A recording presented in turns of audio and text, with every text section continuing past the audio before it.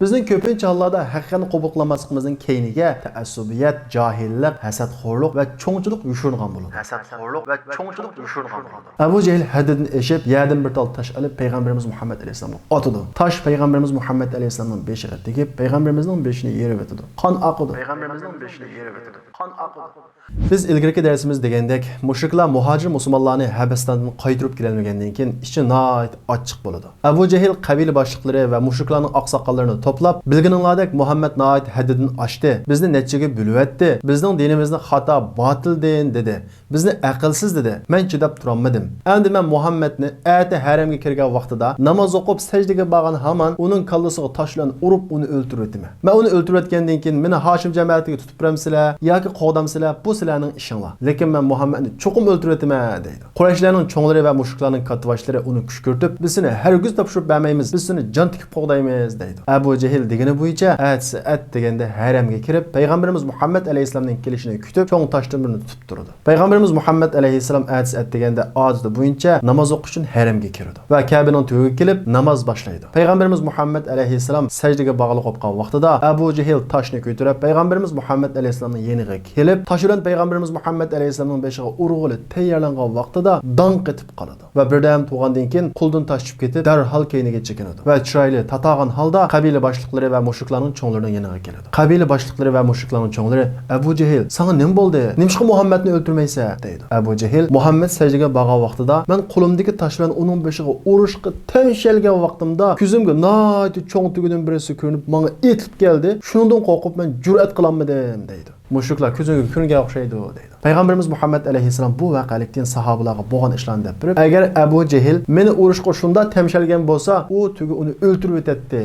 Uningga tugi surtidi ko'rangani Jibril alayhisolam edi deydi. Ammo mushriklar bu voqeadan keyin payg'ambarimiz Muhammad alayhisolamni o'ltirish niyatidan yanmaydi. Mushriklar bir kuni Ka'baning to'yida so'rin tuzishib o'ltirib, payg'ambarimiz Muhammad alayhisolamning gapini qilishib, nihoyat ich ochiq bo'lishib ketadi. Mushu vaqtning o'zida payg'ambarimiz Muhammad alayhisolam haramga kiradi. Payg'ambarimiz Muhammad alayhisolamni ko'rgan mushriklar nihoyat darg'azab bo'lishib, uning qishig'iga boradi. Va payg'ambarimiz Muhammad alayhisolamga bizni aqlsiz, bizning ilohlarimizni qo'ldan hech qanday narsa kelmaydigan tosh va bizning dinimizni xato degan Muhammad senmi deydi. Payg'ambarimiz Muhammad alayhisolam hech ikkilanmasdan "Ha, men" deydi. Mushriklar har tarafdan payg'ambarimiz Muhammad alayhisolamga qo'l silib urushga boshlaydi. Payg'ambarimiz Muhammad alayhisolam yerga yiqilib, tayoqning zarbasini hushidan ketadi. Mushu vaqtning o'zida payg'ambarimiz Muhammad alayhisolamning eng yaqin do'sti bo'lgan Hazrat Abu Bakr Iroqdan shamolda chapini uchgan holda to'lab, "Holinglarga voy sizlarning. Bir odam Robbim Allohga hech narsa keltirmanglar deganlik uchun mushundoq qilamsizlar. Nima deb uni urusizlar?" deb yugurgan peti payg'ambarimiz Muhammad alayhisolamning yoniga kelib, uni qalqon qilib to'sib bo'ladi. Mushriklar payg'ambarimizni qo'yib Hazrat Abu Bakrni urishga boshlaydi. Hazrat Abu Bakr shunda qattiq urutdiki, yuz ko'zlari qonga bo'ylib ketadi. Hatto Utba degan mushrik Hazrat Abu Bakrning yuziga oyog'i bilan dassab, uning yuzidan buni qaysi, ko'zi qaysi ayrig'ilib bo'lmaydigan darajada ig'ir yaralanib o'tadi. Hazrat Abu Bakr tayoqning zarbasidan hushidan ketib, xuddi chaluvlikka o'xshash bo'lib qoladi. Shu vaqtning o'zida Kabiga Banu Taym jamoati, ya'ni Abu Bakrning jamoatidan bir bo'lak kishilar kelib, Hazrat Abu Bakrni qutuldirib oladi. Va ular Hazrat Abu Bakrni ko'tarib uyiga elib keladi. Abu Bakrning onasi Abu Bakrning holatini ko'rib bardoshlik bermay hushidan ketadi. Taym jamoati Abu Bakrning uyiga to'plashadi va ular nihoyat darg'azab bo'lishib, agar Abu Bakrga bir ish bo'lib qolsa, biz uni urgan kishilardan qattiq qisos olamiz, qonga qon, jonga jon olamiz deb qilishlarini yalang'ochlashadi. Bir oz vaqt o'tgandan keyin Hazrat Abu Bakr astag'ini ko'zini ochadi. Onasi va tuqqanlar uning atrofiga to'plashadi. Hazrat Abu Bakr ko'zini ochmay, "Muhammadga ular nima qildi? Muhammadning ahvoli qanday? U hozir yaxshimi?"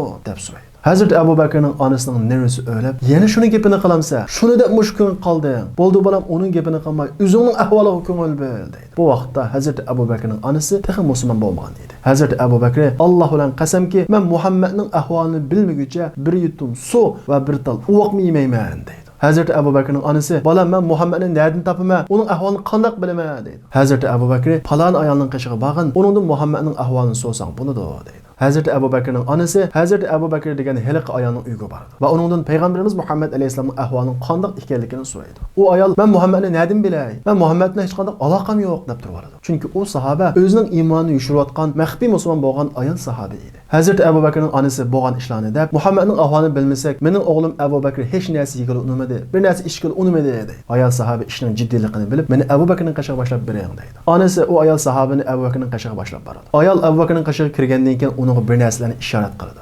Abu Bakr bo'ldi oshkor davring deydi. Ayol sahoba payg'ambarimiz Muhammad alayhisolamningki Darul Arqamda ekanligi va uning ahvolining yaxshi ekanligini aytadi. Hazreti Abu Bakr "Men payg'ambarimizni o'z ko'zim bilan ko'migicha xotirjam bo'la olmaydi ekanman. Meni payg'ambarimizning qashiga opiringlar" deydi. Tuqqanlardan ikki kishi Hazreti Abu Bakrni yo'lab payg'ambarimiz Muhammad alayhisolamning yoniga keladi. Payg'ambarimiz Muhammad alayhisolam eshikning tubida onasi va boshqa tuqqanlarni qoldirib, o'zi yolg'iz payg'ambarimizning yoniga keladi. Payg'ambarimiz Muhammad alayhisolam Hazreti Abu Bakrning ahvolini ko'rib, ko'zidan taram yoshlar oqadi va Hazreti Abu Bakrni chin quchoqlab ko'z yoshi qiladi. Hazreti Abu Bakr "Ey Rasululloh, mendan ansiramisizlar. Sizlar saq bo'lsizlar, boshqa ishlarning hammasi ketib boradi" deydi. Hazreti Abu Bakr payg'ambarimiz Muhammad alayhisolam bilan ahvollashgandan keyin payg'ambarimiz Muhammad alayhisolamga "Ey Rasululloh, mening sizdan bir o'tinishim bor" dedi. Payg'ambarimiz Muhammad alayhisolam "Aytqin ey Abu Bakr" dedi.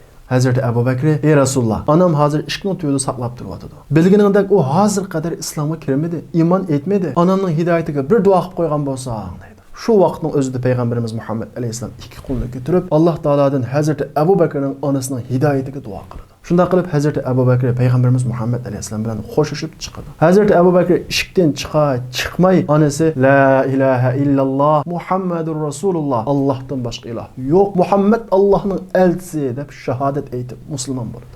Buni ko'rgan Hazreti Abu Bakrning qalbi cheksiz xushallik o'tilib ko'z yosh qiladi va uning badanidagi og'riq azobi butunlay yo'qolib ketadi. Mana shuningdek mushriklar musulmonlarni yo'qotish uchun qancha tirishgan siri, ularga qancha zulm solgan siri yangidan musulmon bo'lganlar shuncha ko'payadi. Masalan, bir kuni payg'ambarimiz Muhammad alayhisolam Abu Jahlning yonidan o'tib ketayotganda Abu Jahl payg'ambarimizni tillaydi va uni haqorat qiladi. Payg'ambarimiz Muhammad alayhisolam uning gap qaytarmay sukut qiladi. Abu Jahl haddidan eshib, yerdan bir tal tosh olib payg'ambarimiz Muhammad alayhisolamga otadi. Tosh payg'ambarimiz Muhammad alayhisolamning beshiga tegib payg'ambarimizning beshini yerib o'tadi. Qon oqadi. Bu ahvolni bir ayol ko'rib qoladi. Shu vaqtning o'zida payg'ambarimiz Muhammad alayhisolamning botir tog'asi Hamza ibn Abdul Muttalib o'g'din qaytib kelayotgan bo'lib, bu ayol Hamzaga bo'lgan ishlarni deb qo'ydi. Hamza o'zining jiyan o'g'lininki raqobatchi jamiyat tarafidan buzaq qilinganligini o'ziga xo'rlik his qilib, shu vaqtning o'zida uygumi bormay, Udul Kabining to'yiga kiradi. Qarg'udek bo'lsa Abu Jahl Qurayshning cho'nglari, qabil aqsoqollari bilan birlikda Kabining to'yida so'rin tuzib o'ltirib Hamza otdan tushib, Udul so'rinni busab kirib, Abu Jahlning yoqasini tutib, uni so'rab chiqib va uni urib beshini yerib o'tadi. Va Abu Jahlga: "Ey Abu Jahl, anglab tur. Men Muhammad nim degan bo'lsa, shuni deyman. Qani meni urib baqa" dedi. Bu vaqtda Abu Jahlning hamrohlari va tuqqanlari Hamzaga etilib keladi. Abu Jahl ularni to'xtatadi.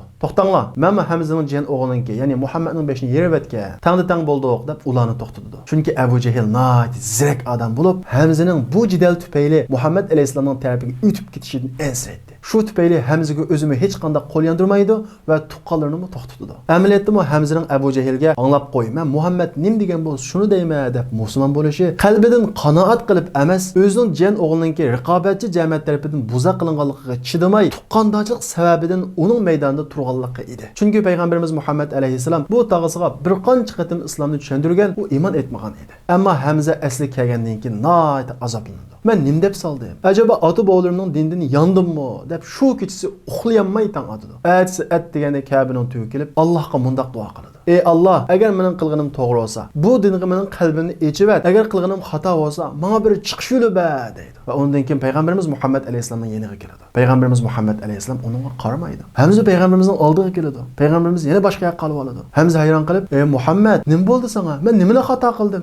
Men seni qo'g'didim. Sen mening jiyan o'g'lim" deydi. Payg'ambarimiz Muhammad alayhisalom har odamga o'ziga munosib muomala qilishni biladi. Hamzaga Hamza bo'yicha muomala qilgan edi. Payg'ambarimiz Muhammad alayhisalom: "Ey tog'a, men sening haqiqatparvar, botir odam ekanligingni bilaman. Tuqqandochilik tufayli meni qo'g'diding, ammo men sening haqiqiy qalbingdan qanoat qilib imoyat etishingni umid qilaman" dedi. Hamza: "Ey Muhammad, unda bo'lsa menga islomni qaytadan bir tushundir, men qayta bir anglay" dedi. Payg'ambarimiz Muhammad alayhisalom Hamzaga islomni ilgari qanday tushuntirgan bo'lsa, shunday tushuntirdi. Degan gap o'xshash, so'zliguchi o'xshash, ammo anglag'uchi quloq o'xshamaydi. Hamza ilgari o'zining aqidasiga jahillarcha eslolgan holda islomni anglagan bo'lsa, bu qatim agar to'g'ri bo'lsa, aqlim qanoat topsa, qabul qilaman degan to'g'ri pozitsiya bilan quloq solgan edi. Payg'ambarimiz Muhammad alayhisalom islomni tushuntirgandan keyin Hamza radhiyallohu anhu shu vaqtning o'zida la ilaha illalloh Muhammadur rasululloh, Allohdan boshqa iloh yo'q, Muhammad Allohning elchisi deb shu hamon musulmon bo'ldi. Va shundaqla payg'ambarimiz Muhammad alayhisalomga ey jiyan o'g'lim, bundan keyin da'vatingni oshkora davom qilib, qani kimsaning oldini to'sib paqadiki men bir kuray deydi. Hamzaning musulmon bo'lishi mazlum musulmonlarga umid bag'ishlaydi. Shundaqla Hamza musulmon bo'lgandan keyin igichaqsiz musulmonlarni mushuklar xohlagancha buzaq qilolmaydi. Payg'ambarimiz Muhammad alayhisalom Hamzaga Allohning yo'llisi degan nom sharafni berdi. Biz yuqorqi Hamzaning voqealigidan mundaq bir narsani ko'raylik. Gap qancha to'g'ri bo'lsa-mu, iddia qancha haqiqat bo'lsa-mu, uning qarta to'g'ri pozitsiya bo'lmasa, uni qabul qilolmaymiz. Bizning ko'pincha hollarda haqiqatni qabul qilmasligimizning keyniga ta'assubiyat, jahillik, hasadxo'rlik va cho'ngchilik yushirilgan bo'ladi. Ya'ni to'g'ri pozitsiya bo'lmagan bo'ladi. Yana birisi islom diniga faqat va faqat qalbi qanoat qilib haqiqatni ko'rib iymon etishimiz kerakki, hargiz o'zimiz yashagan jamiyat yoki o'zimiz tava bo'lgan oila yoki ma'lum manfaat yoki mansab uchun kirmasligimiz kerak. Abu Jahlning qiz qarindoshining o'g'li Umar ibn Xattob tag'isi Abu Jahlning kishilar boyada Hamzadan dakkisini yeganini anglab noati g'azablandi. Umar ibn Xattob Makkadagi noati nökçak, qaram va mijozi ittik kishilarning birisi edi. Va shundaqla Umar ibn Xattob Qurayshlarning sirtqa avatadigan elchisi bo'lib, kishilar orasida noati hurmatga sazovor diplomat edi. Umar ibn Xattob bu ishning sababchisi shu Muhammadni o'ltirsak bu ishlarning hammasi tugaydi deb qilichini yalang'ashlab Muhammad alayhisalomni o'ltirib o'tish uchun mangadi. Yo'lda ketayotgan vaqtida Nuaym ismli bir odam Umar ibn Xattobning abdidan noati bir shumliqni, birazini o'ltirib o'tish uchun manganligini his qilib qoladi. Va undan "Ey Umar, nega mangding?" deb so'raydi. Umar Nuaymga bizni ikkiga bo'lgan, birimizni adovatga solgan, bizning ilohlarimizni tillagan, dinimizni xato, botil degan Muhammadni o'ltirib o'tish uchun mangdim. Men uni o'ltirib bu ixtiloflarning hammasini tugutaman deydi. Nuaym o'zi musulmon bo'lgan, ammo islomni maxfiy tutgan sahobalarning biri edi. Nuaym nihoyat jiddiylashidi. Bir amallarni qilib Umarni to'sish kerak. Jiddiy o'yinlab, "Ey Umar, agar sen Muhammadni o'ltirasang, Hoshim jamoatini boshqa yutami?" deydi. Umar ibn Xattob bu gapga parvo qilmaydi. Nuaym yana jiddiy o'yinlab, oxiri Muhammad alayhisalomning o'limidan yengilroq bo'lgan musulmonlarning birisini oshkorlab qo'ydi. Chunki Umarning abdi nihoyat yomon bo'lib, qanday qilsa qilib Umarni bu yo'ldan yondirish kerak edi. Nuaym Umarga, "Ey Umar, sen Muhammadni o'ltirman deguncha avval o'zingning oilasiga bir igichiq" deydi. Umar Nuaymning gapini anglab, nihoyat g'azablanib, Nuaymning qashig'iga kelib uning yoqasini tutib, "Dapaqa, men oilamga qanday igichi chiqmabdimi? Mening oilamda nima shopdi?" deydi. "Sening Fatima va uning yo'ldoshi Muhammadning diniga kiribdi. Sen oldin senga bir igichiqa." Umarning ochchig'i nihoyat o'rlab, uni tashlab o'tib, singlisi taraf qarab mangadi. Umarning singlisi Fatima bint Xattob va uning yo'ldoshi tunji musulmon bo'lganlarning qatoridan edi. Payg'ambarimiz Muhammad alayhisalom Fatima bint Xattobni "Sizlar Darul Arqamga kelmanglar. Men sizlarga bir odam avatib, yangi tushgan oyatlarni yetkazay" deb Fatima bint Xattob va uning yo'ldoshini Darul Arqamga kirishni cheklagan. Chunki Umar ibn Xattob singlisini nihoyat ching tutib, nagosi paylab yurgachga, agar singlisi Darul Arqamga kelsa, Umar ibn Xattob keyindan paylab yurib Darul Arqam oshkora bo'lib qoladi. Shuning uchun payg'ambarimiz Muhammad alayhisalom Fatima bint Xattob va uning yo'ldoshini uyda turishga va uningga Xabbab ibn Artni yangi tushgan oyatlarni yetkazish uchun avat etdi. Umar singlisining uyga mangan vaqtda dal Xabbab ibn Art yangi tushgan oyatni Umarning singlisi va uning yo'ldoshiga o'qib turadi.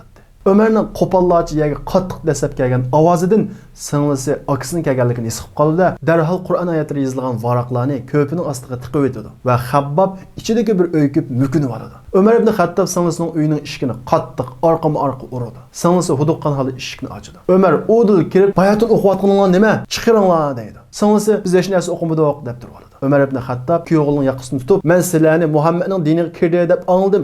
Bu rasmo" deydi. Kuyovli Umar ibn Xattobga, "Ey Umar, sen bir haqiqatparvar bir odam. Agar haqiqat sen hozir e'tiqod qilayotgan dinning boshqasida bo'lib qolsa, qanday qilasan?" deydi. Bu gapni anglagan Umarning ochiqi yettigaz o'rlab, singlisining yo'ldoshi, ya'ni kuyovlini nihoyat qattiq urishga boshlaydi. Fatima yo'ldoshini qutqizish uchun Umarning oldini to'sib oladi. Umar singlisining yuziga qattiq birini uradi. Singlisining og'iz burnidan qon eqishga boshlaydi. Ayolning yuzini eqayotgan qonni ko'rgan Said nihoyat ochiq kelib, o'rnidan dasturib Umarning oldiga kelib, "Ey Umar, biz Muhammadning diniga kirdik. Qanday qila olasding?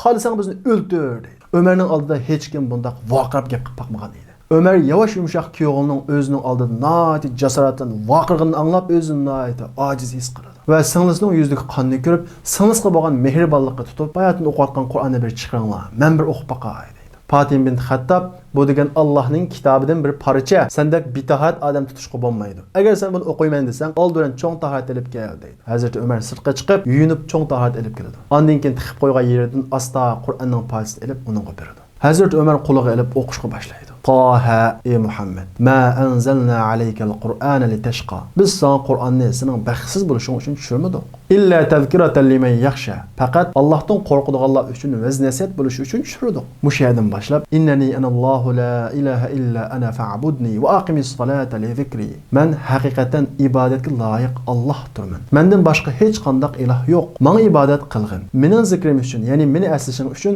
namoz o'qigin. Umar ibn Xattob o'qib mushaya kelgan vaqtida ichidagi uyda yushinib olgan Xabbab ibn Art asta chiqib, "Ey Umar, men Rasulullohning san qilgan duosining ijobat bo'lishini umid qilaman" deydi. Umar ibn Xattob bundan hayron qilib, "Muhammad menga duo qildimi?" deydi. Xabbab payg'ambarimiz sana ey Allah Umar ibn Xattob yoki Abu Jahl mush ikkisining birisini islomga hidoyat qilish orqali islomni kuchlantirgin deb duo qildi deydi. Umar ibn Xattob bu gapni anglab ey Xabbab meni Muhammadning qishig'iga boshlab borgin deydi. Xabbab Umar ibn Xattobni Darul Arqamga boshlab keladi. Darul Arqam texicha oshkor bo'lmagan edi. Sahobalar bu yerga maxfiy to'planib, maxfiy holda namoz o'qib, yangi tushgan oyatlarni muzokara qilishadi. Umar ibn Xattob Darul Arqam kelib eshikni chekidi. Bu vaqtda sahobalar ho'yildi bo'lib, payg'ambarimiz Muhammad alayhisalom ichidagi uyda edi. Sahobalardan birisi eshikning yuchuqdan qarab Umarning kelganligini ko'rib cho'chib ketdi. Va sahobalarga Umar ibn Xattob kelibdi deydi. Sahobalarning hammasi qo'rqishib ketdi. Qanday qilamiz? Eshikni ochamdiq, ochmamdiq. Bu vaqtda Hamza musulmon bo'lg'ili texa 3 kun bo'lgan edi. Hamza sahobalarning hammasini keyniga elib, eshikni ochamiz. Agar Umar yaxshi niyat bilan kelgan bo'lsa, uni qarshi olamiz. Agar yomon niyat bilan kelgan bo'lsa, uni o'zining qilichidan uzitib qo'ymaymiz.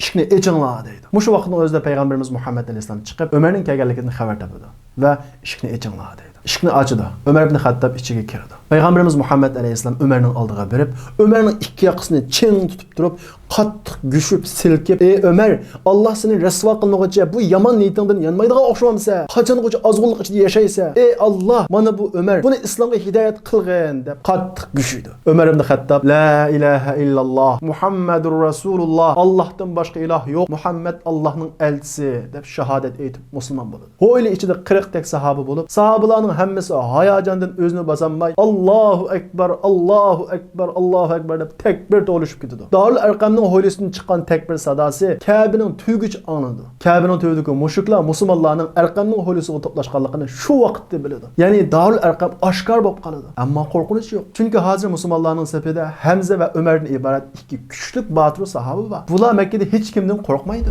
Hamzaning musulmon bo'lishi, orqadillar, ya'ni 3 kundan keyin Umarning musulmon bo'lishi mazlum sahobalarga nisbatan chaqnagan umid yulduzi bo'ladi. Ammo mushuklarga nisbatan alam bo'ladi. Umar ibn Xattob musulmon bo'lgandan keyin Udul sahobalarning pir'avni bo'lgan Abu Jahlning uyiga boradi va eshikni chekidi. Abu Jahl eshikni ochib, "Xo'sh kelding jan o'g'lim" deydi. Umar ibn Xattob bilib qo'y, men musulmon bo'ldim deydi. Buni anglagan Abu Jahlning ochiqi noit o'ylab, gapmi qilmay eshikni Umarning yuziga yeflam kirib ketdi. Ondan keyin Umar ibn Xattob Makkaning ko'ch-ko'chlarida to'lab, "Men musulmon bo'ldim" deyish orqali mushuklarning yuragini mujiydi. U payg'ambarimiz Muhammad alayhisolamning yoniga kelib, "Ey Rasululloh, biz hayot qolsaqmi, o'lsakmi, haqiqat ustida emasmi?" deydi. Payg'ambarimiz Muhammad alayhisolam albatta shundoq deydi. Ondaqda biz nimishqa yushinib yurimiz? Nimishqa maxfiy holda namoz o'qiymiz? Nimishqa maxfiy holda to'planamiz? Endi oshkorlanayli deydi. Payg'ambarimiz Muhammad alayhisolam sharoitning pishib yetilganligini ko'rib aytib, "Bo'ladi" deydi. Umar ibn Xattob sahobalarni ikki saf qilib tizib, bir safning boshida Hamza, bir safning boshida o'zi sahobalarni boshlab Kabaga oshkor kirib namoz o'qiydi. Abdullah ibn Mas'ud Umar ibn Xattob islomga kirganga qadar biz Kabada oshkor namoz o'qiy olmaydik deydi. Ya'ni Umar ibn Xattob musulmon bo'lgandan keyin musulmonlar Kabada har vaqt oshkor namoz o'qiy oladigan va Kabaning atrofida so'rin tuzishib o'ltira oladigan bo'lgan. Hamza bilan Umarning musulmon bo'lishi sahobalarga nisbatan yurak paydo qilgan bo'lsa-mu, lekin bu vaqtda Makkadagi musulmonlarning umumiy soni 40 nafar edi. Ya'ni Umar ibn Xattob Habasdan hijrat qilgan musulmonlarni qo'shmaganda Makkadagi musulmonlarning 40-chisi edi. Soni oz bo'lganligi uchun yana ehtiyot qilishi, ya'ni hikmat bilan harakat qilishi nihoyat muhim edi. Chunki Umar ibn Xattob va Hamza boshqa musulmonlar uchragandek yakki shaklda zulmga uchramasimi, lekin Makkadagi barliq dinsiz va mushrik qabilalar va jamoatlarning hammasi birlashsa, bu bir uchun musulmonlarga nihoyat og'ir zulmlarni va besimlarni akilalaydi. Mushriklar Hamza va Umar musulmon bo'lgandan keyin musulmonlarga qancha kuch ishlatgansa, qancha besim ishlatgansa, ularning sonining ko'payishiga sabab bo'lganligini his qilib, payg'ambarimiz Muhammad alayhisolamga nihoyat muhim bo'lgan 3 xil tanlashni qo'ydi. Bu 3 xil tanlashga payg'ambarimiz Muhammad alayhisolam qanday muomala qiladi? Bu 3 xil tanlashni qaysini tanlaydi? Bu haqida tafsilotlar qiziqsanglar, diqqatingizga kelarki dersiniz.